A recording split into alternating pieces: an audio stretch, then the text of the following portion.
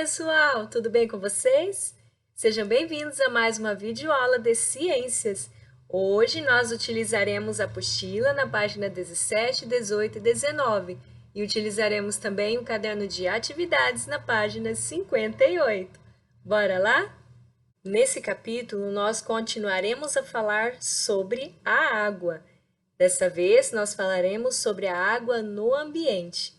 Aqui na página 17, nós temos um texto sobre a água e ele nos fala quais os lugares que nós encontramos a água. Então, ó, da nuvem até o chão, do bueiro até o cano. Vocês vão fazer a leitura do texto e depois vocês vão ter algumas perguntinhas aí. Essas perguntinhas, pessoal, seria interessante que vocês estivessem respondendo no caderno de ciências de vocês, tá bom? Número 1. O que vai da nuvem até o chão, do chão até o bueiro, do bueiro até o cano? Escolha um trecho da canção e faça um desenho que o represente. Então, vocês vão ler aí esse texto sobre a água e depois fazer um desenho aí no caderno de vocês, representando aí o que está falando nesse texto. No número 3, explique o que o verso do mar até outra nuvem, no fim da canção, significa. Bom, essa questão número 3, ela está pedindo para vocês explicarem o que significa aí do mar até outra nuvem. Como assim?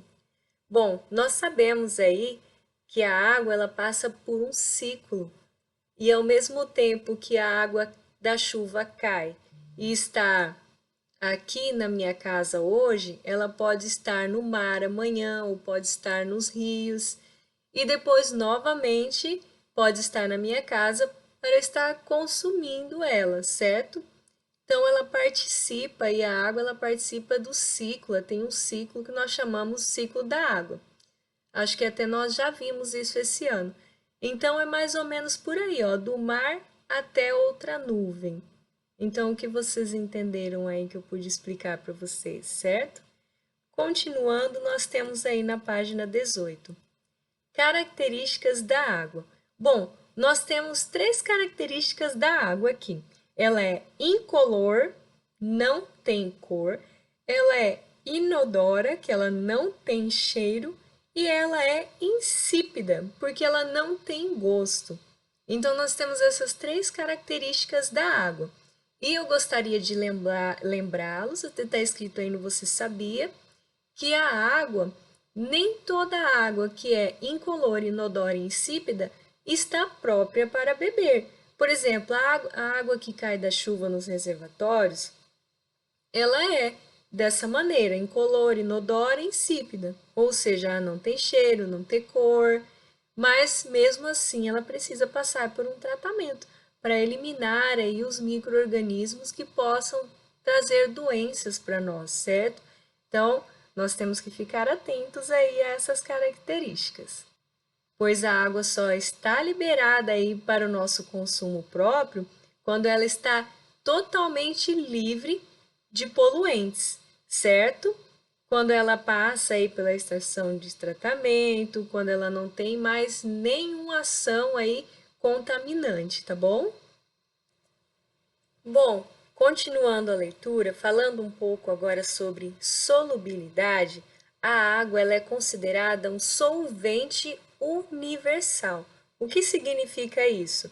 Bom, significa que ela é uma mistura que dissolve as outras. Por exemplo, a água do mar, nós sabemos que ela é salgada, mas se nós pegarmos um pouco dela dentro de um copo, nós não vamos ver esses minerais que ela possui, certo? Porque já foram dissolvidos pela água. Isso significa que a água é um solvente. Por exemplo, quando nós jogamos açúcar dentro de um copo com água, se a gente chacoalhar e mexer bastante, o açúcar vai se dissolver. E nós, ao olharmos para a água, só enxergaremos a água e não mais o açúcar. Nós saberemos que tem o açúcar porque quando nós tomarmos, nós vamos sentir aí o sabor adocicado, certo? Então, a água é considerada um solvente universal, porque ela dissolve aí outras substâncias, mas não são todas as substâncias que são dissolvidas aí na água, certo? Por exemplo, se nós colocarmos aí um pouco de óleo dentro de um copo com água, o óleo não vai se dissolver na água, tá bom? Essas substâncias que não se dissolvem na água, nós chamamos de soluções insolúveis, tá? Então, substâncias que ao colocarmos ela na água, elas não se misturam, elas ficam aí separadas. Então, nós temos aí, por exemplo, a areia. Ela vai continuar ali dentro da água, mas ela não vai se dissolver, certo? Continuando aí, então. Na próxima página, essas propriedades que as substâncias têm de se dissolver ou não em determinadas quantidades de outras substâncias, nós chamamos de solubilidade. Essa propriedade faz com que a água dissolva substâncias no corpo dos seres vivos. Por exemplo, nas plantas, os sais minerais absorvidos pelas raízes e a glicose produzida na fotossíntese se dissolvem na água, formando a seiva. Nos animais, a água presente no sangue dissolve nutrientes, gases respiratórios e proteínas e possibilita que impurezas e substâncias tóxicas do corpo sejam eliminadas pela urina. Além disso, a água transporta os componentes do sangue, como os glóbulos vermelhos, por todo o corpo. Bom, só para lembrá-los que a água ela transporta os glóbulos vermelhos, mas eles não se misturam à água, certo? É como a água e o óleo. Eles ficam aí separados, ela apenas conduz, apenas transporta para todo o corpo essas substâncias aí, certo?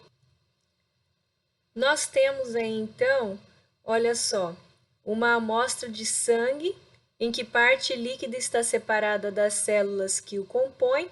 É possível observar que mais da metade do sangue é líquido, formado principalmente por água. Bom, nós temos mais uma curiosidade aí, mais uma palavrinha para vocês aprenderem. Nós temos aí uma outra propriedade da água que se chama tensão superficial. Essa tensão superficial, ela funciona como que uma película elástica. Por exemplo, quando nós temos uma folha de qualquer árvore, por exemplo, nós não vemos aí umas gotículas de água em cima? Então, né, essas gotículas, elas são capazes de sustentar objetos leves. Por exemplo, pode pousar uma abelhinha em cima delas ou algum outro inseto, sem ser rompida. Então, isso aí é essa tensão, isso que nós chamamos de tensão superficial. Bom, pessoal, vamos agora para o caderno de atividades, página 58. Bom, queridos, já aqui no caderno de atividades, nós temos aí o exercício número 1, que é para vocês preencherem aqui se a água, de acordo com as suas características, se ela não tem cor, não tem cheiro e não tem gosto, como ela é chamada, se é inodora, incolor ou insípida, certo? Na atividade B está escrito assim: ao caminhar pelo quintal, Lucas observou pequenas gotas de água sobre uma folha e imediatamente relacionou esse fato a outra característica da água, a qual faz a superfície da água funcionar como uma película elástica. Nós acabamos de falar sobre isso na nossa aula. Que característica é essa? Então, qual é o nome? Nós acabamos de falar sobre isso. No exercício 2, está escrito assim: a quantidade de água disponível para consumo é limitada. Nós já vimos, né, que é pouca água que está aí própria para o nosso consumo. Por isso, muito se discute sobre formas de economizá-la no uso diário. Observe a imagem ao lado e escreva 2 formas de economizar água. Então, vocês vão pegar 2 dessas maneiras de economizar água e escrever aqui, ó. Certo? Bom, pessoal, nossa aula vai terminando por aqui. Um grande beijo, fiquem com Deus e até a próxima!